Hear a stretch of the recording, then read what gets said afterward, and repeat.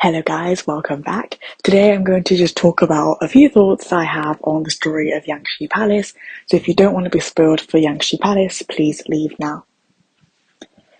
So with regards to Yanxi Palace, the first thing I want to talk about is Fahang and Wei Yinglo. I know it's very popular for people to have wanted Fahang and Wei Yinglo to get together and get married, but I actually think it would have been a disaster.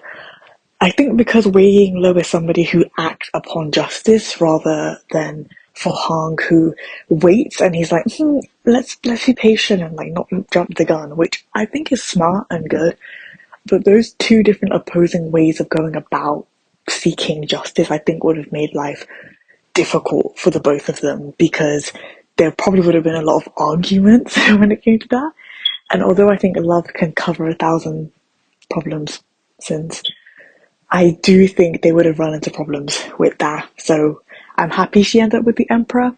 And leading on to my second point with regards to the Emperor and Wei Yinglo, I think they had great chemistry, and I know the Emperor is the true reason why Fahang and Wei Yinglo didn't get together. But at the end of the day, I think he knew best, even though he's the Emperor, and I think that's problematic. He knew best that they would be well suited to each other, and if anything, the foreplay and the romance and the whatever that they have going on between them works well for them, if I'm being honest. And while the Forbidden Palace is a dangerous, dangerous place, I think they are a good couple and they have a good run of it. I don't hate them.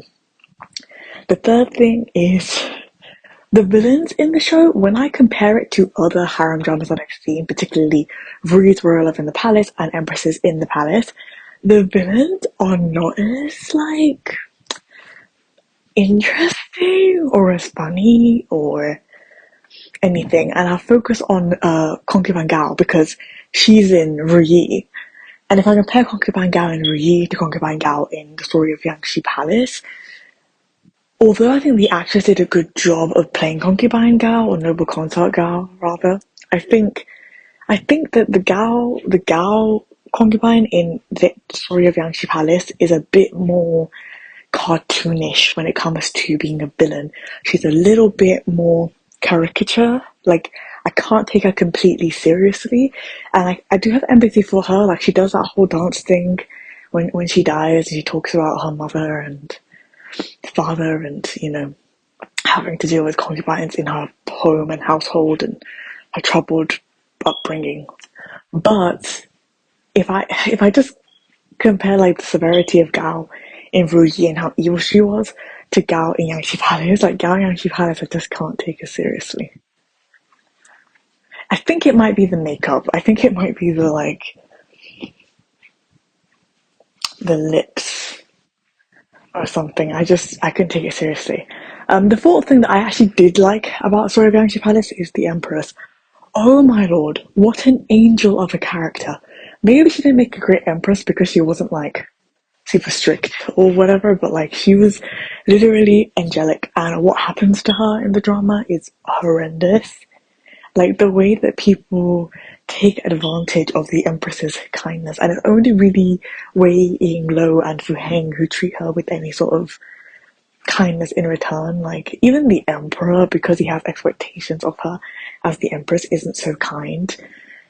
Oh my lord, I felt so bad for her. Like she is the epitome of like mother. Like she's mother, she's serving, she's amazing, she's so kind. I love her, and I'm really sad about what happened to her. In addition to that, I think the Story of Yanxi Palace is not really my favourite harem drama because it's the most unrealistic. Wei Lo is a maid and she gets away with doing not horrible things, but like naughty things that like an ordinary maid absolutely wouldn't get away with. And considering what happens to one of her friends who she befriends when she's a seamstress, that maid literally dies because she's a little silly and somebody tried to trick her and she gets tricked. It just kind of goes to show like Wei Lo should, considering everything that she does, the naughty things that she does to people in authority, like realistically, a character like that wouldn't be important in a normal harem drama and would probably have died.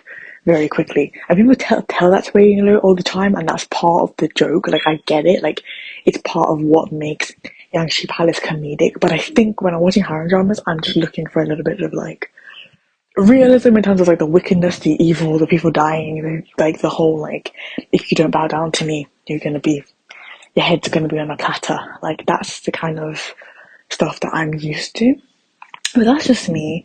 Let me know in the comments below if you like the story of Yanxi Palace, and if like you enjoyed it, and if you disagree with me in like anything I've said, let me know. If you like my videos, please like and subscribe. Thank you. Bye bye.